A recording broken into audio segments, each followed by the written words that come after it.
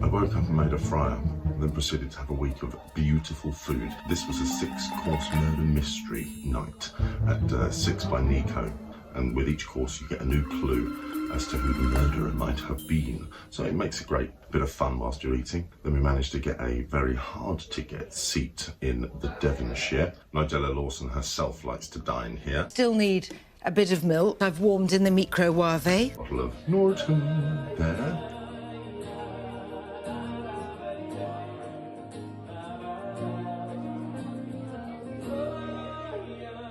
Then I was fortunate enough to play a gig with my good friend Sean Keeney, who came round for a roast night that week. And there's old George Napper.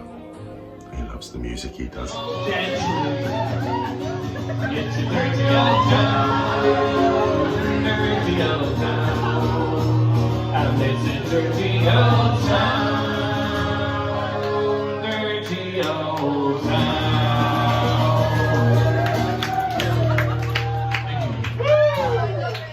A good night was had. Obviously we had the week off, meet up with old friends. Oh,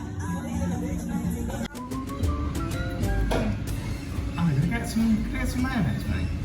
From here? Yeah, from you. There's literally mayonnaise at the moment.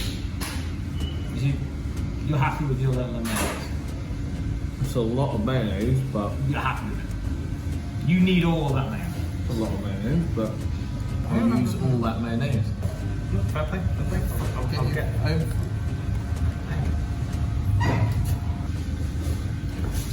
It's too much mayonnaise, look. I will move it. I bought myself some nice clothes for opening night at the Sydney Opera House. Sorry. I'm size 13 in shoes. You can't really have choice when it comes to shoes at that size, and I found a shop there that does everything in size 13. Couldn't believe it, but they don't transport over the world. And my friend Sam was recently in Australia and managed to pick me up some trousers, which made me very, very happy indeed. He picked me up some shoes, which sound amazing walking down a cobbled street. And it was his birthday when he brought them to me. So, legend, happy birthday. Hey, buddy. I got to hang out with my good friend Squiggy. I give him pecans. And then it's off to Woking, back to the grind. This time, I'm on the road for 10 weeks before I get to go home, so it's the tour proper now, if you like. Arriving in Woking, you get to see these beautiful streets. It seems like there's a lot of shops, the general thing. There's not much outside of that. They do have a war memorial in the centre of town. And then, arriving here in Woking, I immediately realise where I am. A while back I went to a Gordon Ramsay cooking experience. What are you? An idiot sandwich.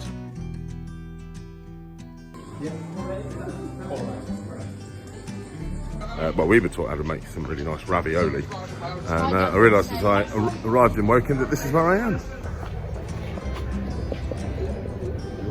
Did you meet him? Nah.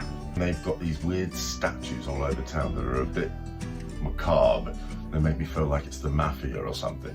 And then you can see Mercia Walk, which I find really interesting because it harks back into the past of what the area used to be. We had Wessex and Mercia in the years before the modern boundary lines were drawn. Woking means Inga, the people of, so it's a tribe leader, and Wok being the leader of the tribe. They were in Wessex, they migrated to a new settlement in this area of Mercia, which harks back to the times way before. And would you believe it, you can still visit the people of Wok. Burial grounds.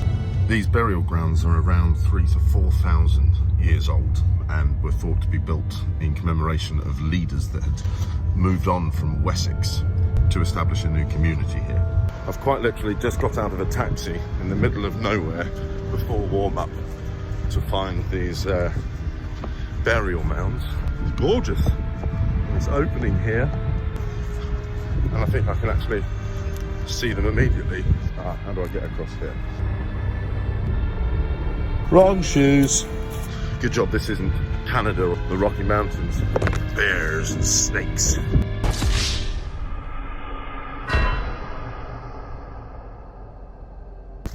Oh shit. So there we have it. 4 1,000 years ago in Woking. The burial ground of the Wockinger. H.G. Wells was also from Woking, and he got his inspiration for the classic War of the Worlds from the surrounding areas, where we just went with the burial grounds. All that kind of terrain is where he was inspired to write about. You can see here the sickness crawling in, and famously the people of England believed that the story was true. Listening through it on the radio, they thought there was actually an alien invasion coming to the earth. So yeah, punked. Woking does have a river, and if you consider all over England in the times of the Industrial Revolution and expansion, as the economy was growing and population was growing, waterways became a very important part of how goods got transported. Woking kind of missed the boat a little bit. The Riverway was one of the first rivers in England to be made navigable, and it connected Guildford to the River Thames.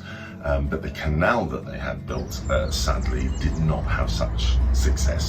The council recently have been working together with the community to keep it all looking beautiful and nice and contained, as it just arrived at the wrong time, really. It didn't have all the things necessary to make it like the Grand Union Canal in Aylesbury, for example. But now you've got beautiful little boats with coffee on. They have a lovely view of the theatre, although getting to the theatre wasn't as simple as I had anticipated. It says Ambassador's Theatre's that way. I just went that way, it's not that way. I cannot find my way.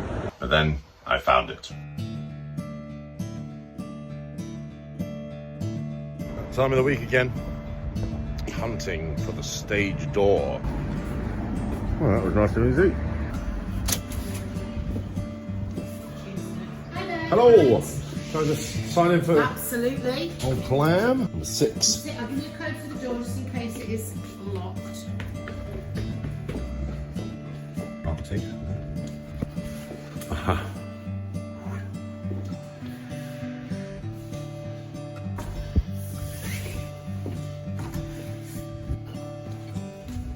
Hello, I'm looking for dressing room 6. We're at 543 when I went through. Upstairs one more time.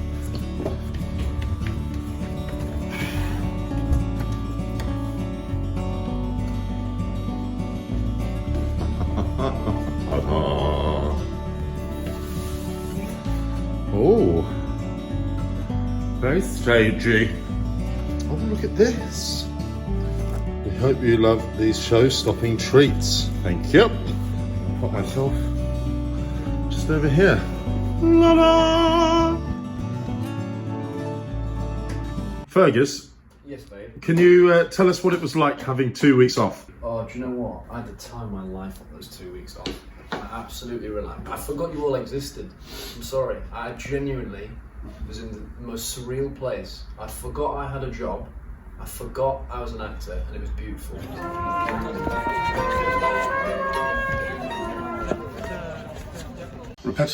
Repetitive strain injuries are a thing you've got to watch out for. You're doing the same track every day, 8 times a week for 9 months. So therefore, the muscles that you're using become habitual muscles. Self-care is very important to be able to maintain a healthy lifestyle whilst on tour. Now, at the half an hour call, I like to go for a lovely trip to the toilet. Would you care to join me? Okay. Come on. Yeah. Now we'll just go to the toilet, won't we? Come on.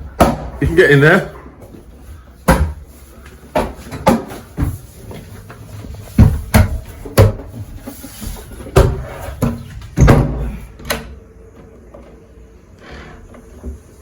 Oh. Yeah, look at that, was smooth. Here we go, starting the process, and I need to get microphone sorted out first. Sorry about this. We got what we got. So putting microphones on is a little tip. And you just do a loop, another loop. Put this through. There's a little tip. And then pull that. You're not gonna yoink the microphone. So you learn something every day, Fergus. No more yoinking.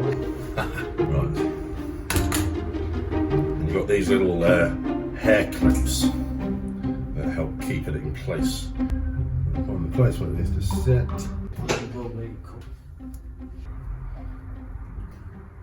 You got the tape there, right? Hey! Caught it!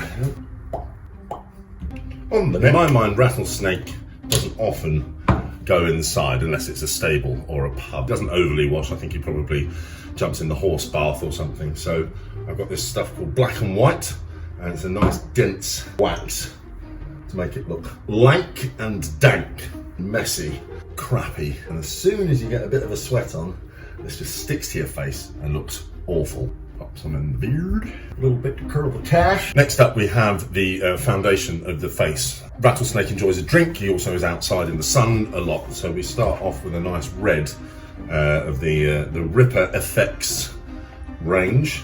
This is an alcohol-based paint, so when you get a bit sweaty, it doesn't just come off through water, and you need an alcohol spray to activate it.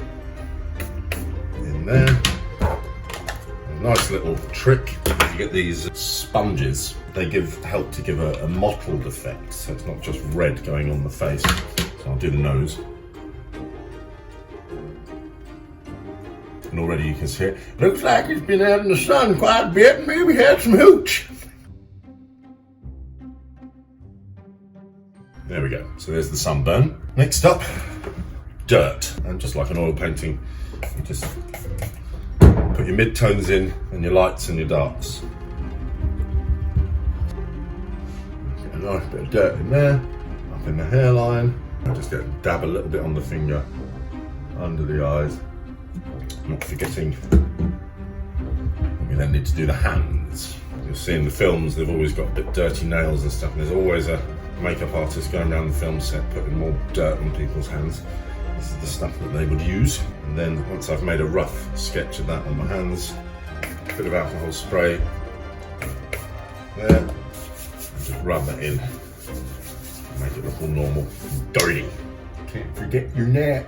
Now the interesting part, these gnashes, one tooth here, and one tooth here, and the rest are missing. So you've got to dry the teeth off. Hello, darling. Great. Oh good, yes, thank you. It's all looking good. See you down there. Did you see the red last night? And now, Very, very tasty. I have the black. Now this is enamel. Let that dry for a second. Okay, now for the costume. They're very kind and give us what's called show pants. Cock and balls! Cock and balls! Cock and balls! Because that way everyone can then know to look. And here we have the famous Jungaraisi. Stained dungarees. I like to have a large overflap there. I hold it when he gets a bit nervous. It is fortunate that I went to the Boy Scouts neckerchief. Tie it around the neck. And a few final finishing touches. Back comb the beard. And as if by magic. Pop hat on, there he is! Alright, I'm gonna go down to the Deadwood stage and the Golden Guards and have myself some hoops. Hey, Joe, you got me saying? What's happening here? What are you setting up for at the moment? We are setting up for the beginner's game. The game is that you wait until beginner's call to get ready. Officially, you have to start by standing on your chair. Okay. Right. You're waiting for Jodie. You're waiting for Jodie. Yeah, we've got to wait for Jodie to give the call. 3, 2, 1, go! From beginners to the stage, please.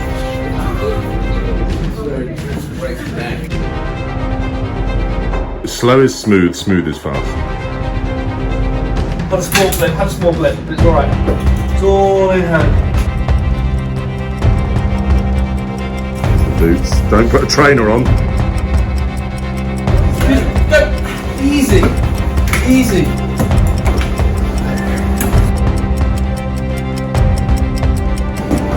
Oh wait, wrong way.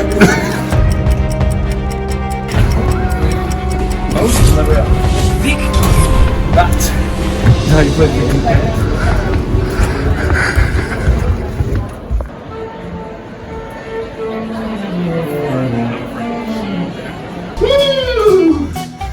Here we go! And that is another show done. I'm going to take off my makeup. We get given a lovely little basket with our names on it for makeup to costume to come in, because this is soaking wet.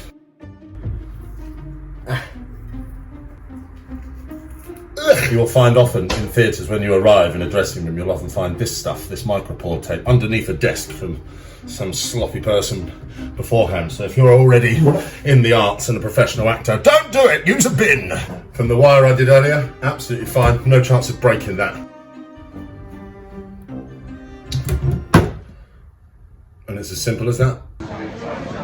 You know that feeling when you come for lunch and you've forgotten to take your teeth off?